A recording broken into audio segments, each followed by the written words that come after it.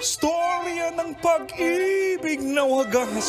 Storya ng pagtataksil at pang-aahas. May ginawang panakip butas. May happy ending ang wakas. Damdaming malambot at matigas. Sa live drama, pwede nang ilabas. Tutulo na at tatagas ang mga katas ng nakalipas. Katas ng nakalipas.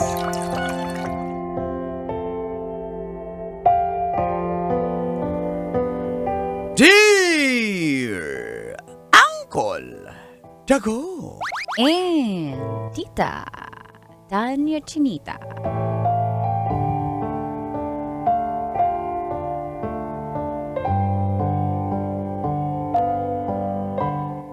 Kaloyal po ako at faithful. Diyos ko, di Parang talaga si Uncle. inumpisahan. Lalalala. Pero bakit iniiwan pa rin ako? Hindi yun totoo. Feel good morning, Colin Tits. At sa lahat po ng mga suki ng programang Mga katas ng nakalipas. itago nyo na lang po ako sa pangalang Ralph. Isang hopeless romantic. Iba po kasi ako pag nagmahal, Colin Tits eh. Ano yung todo bigay? Baka OA. Huwag ka ba nangingialam? Kaya di ko po alam, bakit iniiwan ako ngayong loyal naman ako, faithful naman ako.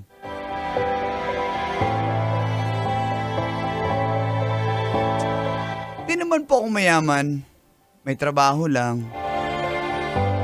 May kotse po ako pero luma. May kotse, babaero pa rin. Wala naman sinabi. Kaya po naalala ko, pinakahuling girlfriend ko po si Kathy. Ayaw niya na magpasundo. Kaso parang uulan po kasi. May lakad daw silang mga magkakaibigan. Sa gentleman, sinundo ko pa rin siya. Kahit bulok-bulok Kailangan yung laging kotse buhat ko. yung bangko eh. Pubuisit ako kaya pala iniiwat. At dito natin simulan. Ang mga katas ng nakalipas.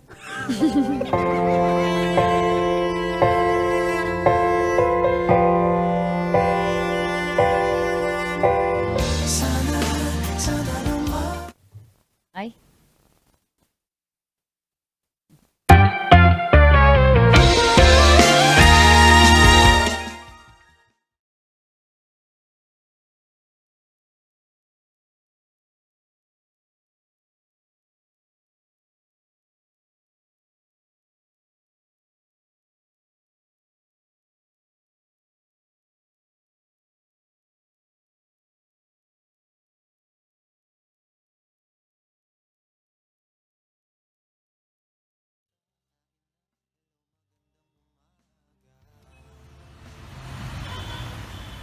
Ay, naku. Bakit ngayon pa? Babe, okay ka lang? Pasensya, hindi ko yata na-check yung battery. Kakainis. Babe, Kalalaki mong tao, hindi ka nag-check ng sasakyan mo bago umalis? Dito pa talaga tayo aabutan sa EDSA. Ano? Pagtutulakin mo ako, ha? hindi. Sorry na. Bulok-bulok kasi itong sasakyan mo. Bakit ginawa kita? Sinundo lang naman kita kasi parang uulan, oh. Ba't ka nagagalit? Ano nangyari? Mas perwisyo. Aandar to. Teka lang. Shh, ayaw talaga umandar. Please, andar ka na. Please. Andar na. Ralph, stop. Ano stuff? Sorry. Stop. Hindi na under yan. Bubok na ako. Booking na ako ng Grab, ah. Babe, pwede ba? Huwag mo nang uwayin. Ano ba? Ayan na pala. Sabihin mo na naman na nasasakal ka sa akin. Oo! Sinundo Sinundo mo ako kanina, hindi dahil dahil baka babasa ako ng ulan. Sinundo mo ako dahil gusto mong makita sino yung nagchat-chat sa akin lagi sa trabaho. Hindi ko nga sila pinapansin. Di ba nagsiselos lang naman ako? Saan mapupunta yung selos mo? Ha? Wala, pero... Sa paglalakad ko, sa gitna ng ulan? Andyan na yung grab ko, ayoko na. Taga, Nasasakal na ako sa'yo, palpak pa yung sasakyan mo. Ano to, pinto? oh, Ano? pinto ko sa ng bahay ginamit ko. Yung bisagra! Ay, Diyan ka na. Uy, sandali lang. Ayoko na sa'yo! Sandali lang Kayo na lang ng karag-karag mong kotse! Sandali, mag-usap nga tayo. Teka, ano ba to? Nakakainis naman.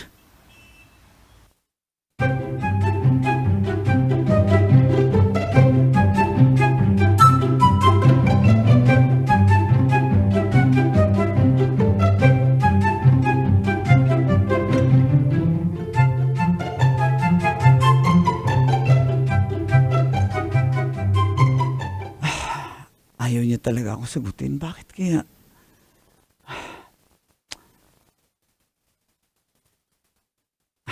The subscriber cannot be reached. Please try again later. Wala na siguro talaga kami.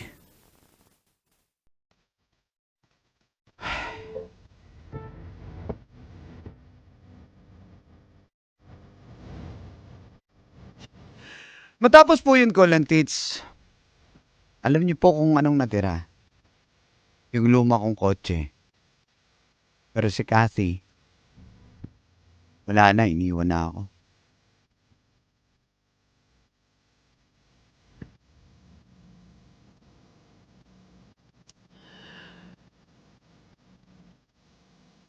Nag-move on po ako. Kahit masakit. Kaya makalipas po ang mahigit 1 taon, saka lang po ako nakaramdam ng siguro pagmamahal na naman ito. Sa katauhan naman ni Yen. Maganda si Yen. Kaso medyo may kaya yung pamilya niya. Ayoko pong mapahiya sa kanya. Kaya nung pumayag po siya na lumabas kami,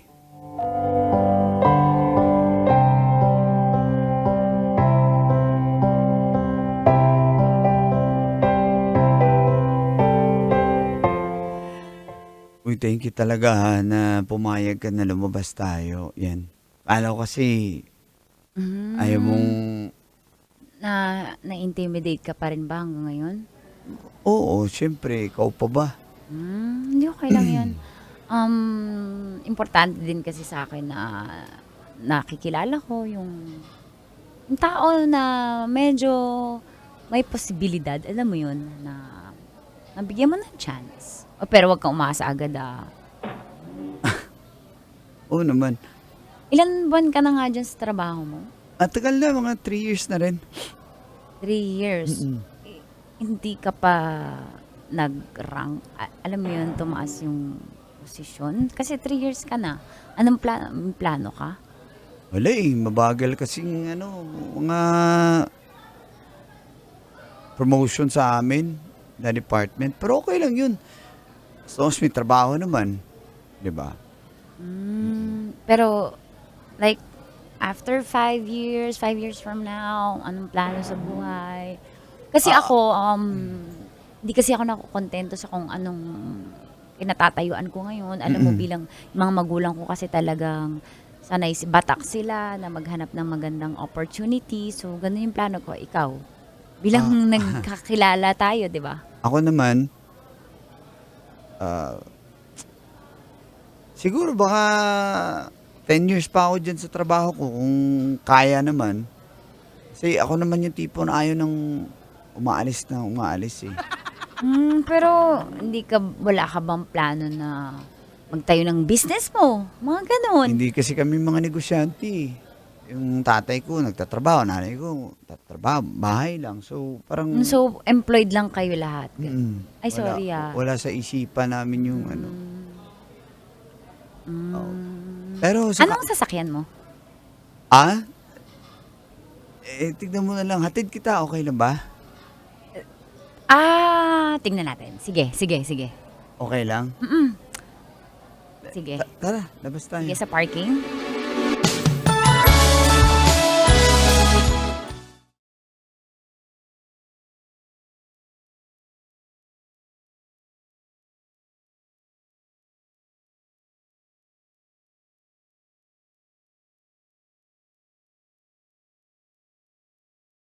Gagrab na pala ako. May, ayan, Ah. yan yung kotse ko. Oo. Yan, hindi yan. Itong SUV. Ay! Akala ko yung katabi. Naka-SUV ka pala. Bago to Top of the line to Nice! Ang galing ng taste mo. Sige. Ay, salamat. Akala ko ayaw niya sumabay. Ano? Let's Hatid go? na kita kahit out of way, okay lang. Basta hatid kita. Sure ka? Oo naman. Let's go. Go!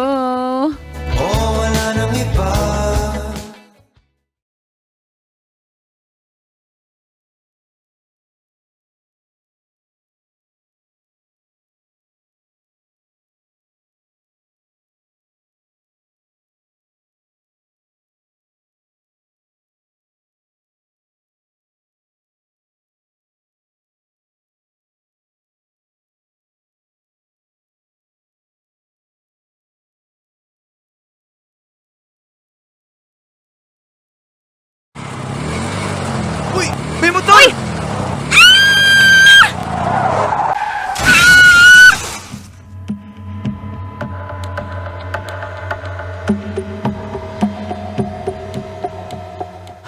Okay ka lang? Hindi. At Hindi least- ako okay. hindi naman okay lang. Medyo Hindi ako okay. umusok yung sasakyan. Labas ka na. Punta tayo ospital, please. Oo, sige. Please, tatawagan ko sila mama at papa. Punta tayo ospital, please. Pasensya ka na. Please. Please.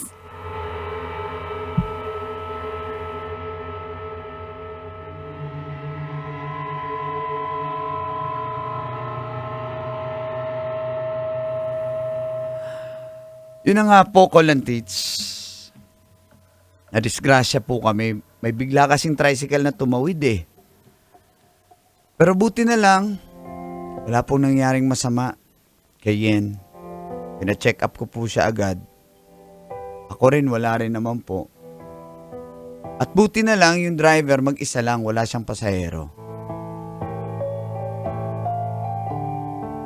At okay lang din po siya. Kaso po, medyo nawasa ko po yung bumper ng sasakyan nung SUV.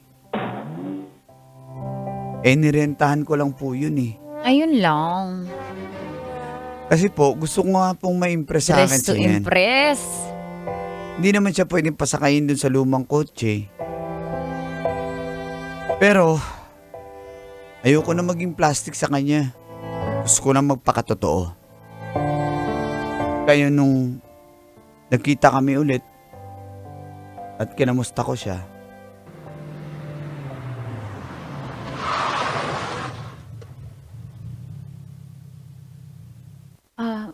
Oh. Hindi ka nagpasabi na pupunta ka dito. ay, Sira pa yung SUV mo, no? Kaya nanghiram ka ng sasakyan? hindi, totoo. Yan yung kotse ko talaga. Hindi, di ba nasa kasa yung yung SUV mo? Eto, spare mo na sasakyan. Hindi, yung totoo talaga yung sasakyan ko. Tsaka yung SUV kasi, hindi naman talaga akin yun eh. Nirent ko lang yun kasi, siyempre, gusto kong sumabay ka. Ganun ba? At gusto ko ma-impress ka dahil, So, nagsinungaling ka sa akin? hindi, sinungaling yung tawag doon. Nagsinungaling ka sa akin, hindi pa man tayo nagsisinungaling ka na? Alam mo ba ang nanapaka-red flag nun? Ha? Ang kapal naman ng mukha mo. Nagsisinungaling ka para lang sagutin kita. Red flag yun para sabihin ko sa'yo, Ralph. Wala namang Red flag yun. Wala naman siguro masama kung mag-rent ako, di ba? Masam- Kasi nga sira yung kotse Hindi ko masama dati. mag-rent, pero masama magsinungaling na sa'yo yung sasakyan. Ngayon parang nagsisinungaling ka na. Ano pa pag, kung sinagot kita, buti na lang di kita sinagot. Siguro yung aksidente na yun yung sign. Binigay sa akin para malaman kung sinungaling ka, apakasinungaling mo. Hindi ko lang sinabi na hindi talaga akin yun. Pero that time, akin yun kasi na-rent ko eh. Oh my God! Anong reasoning yan? Alam mo, na-feel ko talaga na pang mahirap yung mga pangdahilan mo, yung mga kwento mo, kwentong barbero lang. Alam ko na yun eh. Kasi hindi ka consistent. Yan, gusto Tinetesting lang Gusto lang naman kita yun. May masama ba doon? Masama! Nagsinungaling ka. Wala naman ako Paano pa kita lalong magugustuhan kung nagsisinungaling ka sa ligawan pa lang? Yak! Para sa sasakyan, magsisinungaling ka? Feeling mo madadaan mo ko sa sasakyan? Feeling mo doon ako ma-impress? Mas okay pa sana kung nagpakatotoo okay. Pero nagsinungaling ka para impress ako. Mas na-turn off ako sa'yo, Ralph. Kaya dyan ka na! Teka lang, Yen. Siri! Yen! Gusto lang naman kita, Yen eh. Yen!